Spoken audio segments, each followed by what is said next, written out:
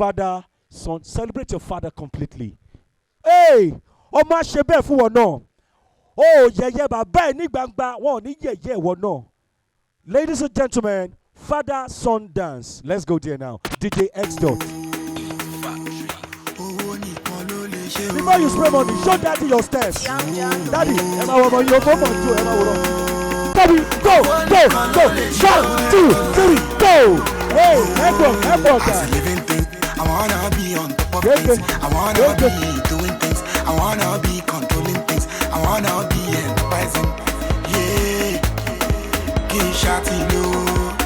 Only look for more, Kishatilo.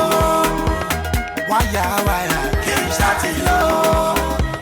Money order, Kishatilo. Only take on my marry, Kishatilo.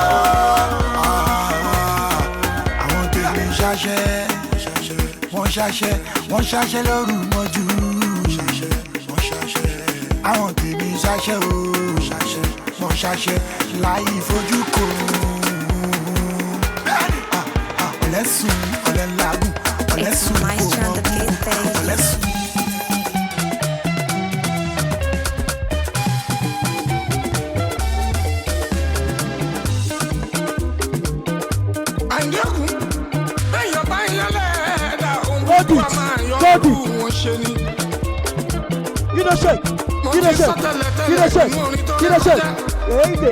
Ẹni Ọlọ́run fẹ́ lọ́mọ èèyàn fẹ́. Ẹ máa yọ́nú sí mi. Àgbàtọ̀mọdé ẹ máa yọ́nú sí mi o. Ọkùnrin tóbìnrin ẹ yọ́nú sí mi. Ẹni bá yọ́nú sí mi. Ṣọ́jú ìyọ́nú Ọlọ́run ọba. Ìyọ́nú Ọlọ́run ọba. Ìyọ́nú Ọlọ́run ọba. Ìyọ́nú Ọlọ́run ọba. Ìyọ́nú Ọlọ́run ọba òun lẹ́ máa rí. Mo ní ẹ máa yọ́nú sí mi. Talk. Ọkùnrin ẹ yọ́nú sí mi. Talk. Ọkùnrin ẹ yọ́nú sí mi. Gbogbo ẹni bá yọ́nú sí mi o. Ó ṣáájú ìyọ́nú Ọlọ́run ọba. Ìyọ́nú Ọlọ́run ọba. Ìyọ́nú Ọlọ́run ọba. Ìyọ́nú Ọlọ́run ọba. Ìyọ́nú Ọlọ́run ọba òun lẹ́ máa rí. Àánú mo rí gbà adé orí ọ̀kìn. Àánú mo rí gbà adé orí ọ̀kìn. Èmi jáyé orí mi adé orí ọ̀kìn. Tọ́jú ọmọ ẹ o, kó ba lè fún ẹ nísinmi. Kí má dẹ́ ṣe mímọ́ ṣe adé orí ọ̀kìn. Àánú mo rí gbà adé orí ọ̀kìn. Ọmọ aládé àlàáfíà adé orí ọ̀kìn. Àyìndé ọmọ aládé àlàáfíà adé orí ọ̀kìn.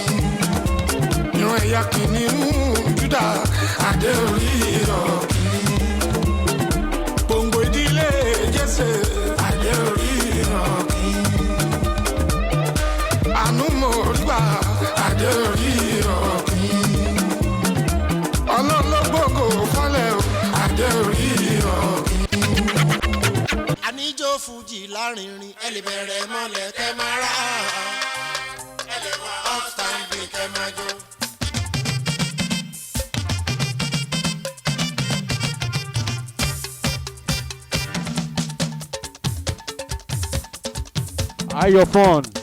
Are your phone tones. Get set now. You are coming on stage now.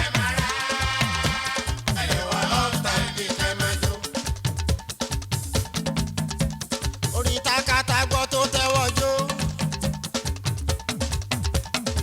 Tínágò gbọ́ tó tẹ́wọ́ jó. Bìtì kò gbọ́ ó tẹ́wọ́ jó. Ẹ wo mọ́mí ń ṣàwó tiwọn ni. Nàìjà gbọ́ wọ́n tẹ́wọ́ jó. Búùkù yìí dey shake.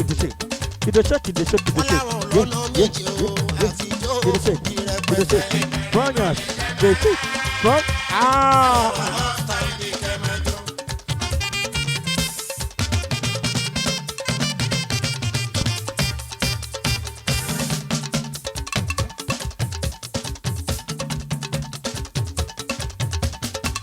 Àníjó fújì lárinrin.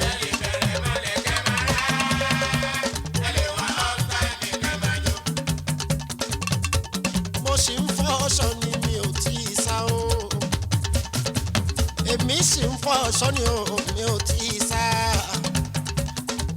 Màrìwò ṣálẹ̀ rí yẹn egúngún mi kò ì dé. Ayé ẹ má pa kádàrá mi dà sábúrú o. Ìwálé mi ọmọ alájí àgbà. Agbájé lọlá olórin ìbà ẹni mo ṣe kíráwọ̀ mi máa ṣe wọ̀gùnkùn. Ó lọ. Oskonto.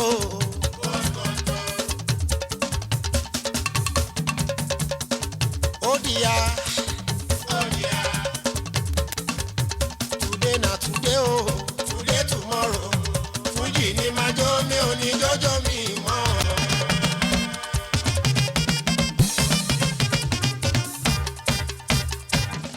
From the stable of the Gold It Event Solution, they want to present this to you. Gold It is one of the packages that she gives to amazing personality. A round of applause, please.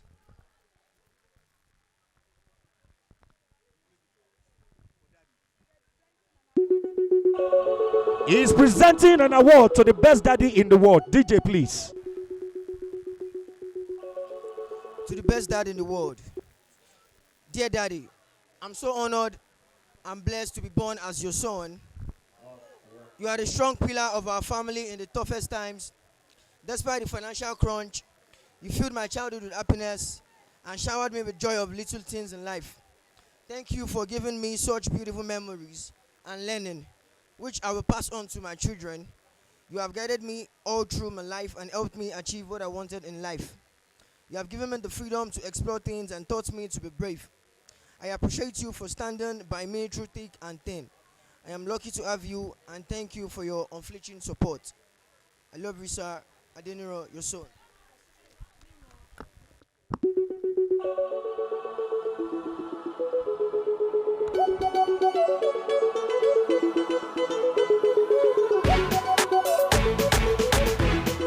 All right, thank you very much, Toby. You have celebrated your father. I pray for you. Your children will celebrate you too in Jesus' name. When it is time for your celebration, people will not stand 1 minute in silence for you. They will not stand 1 minute in silence for your wife. You will be fruitful. Your children will be fruitful. Your marriage will be fruitful. You will not lack good news in Jesus' name. God bless you.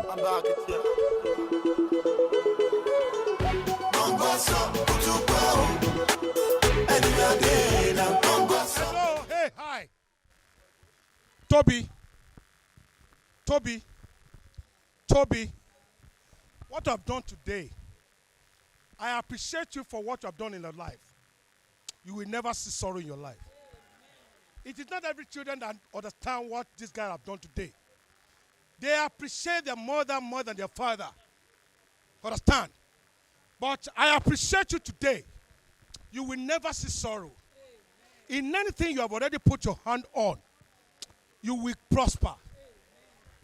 I am begging everybody, every father here today. We are celebrating marriage. But what this guy have done today, I've never seen it in my life.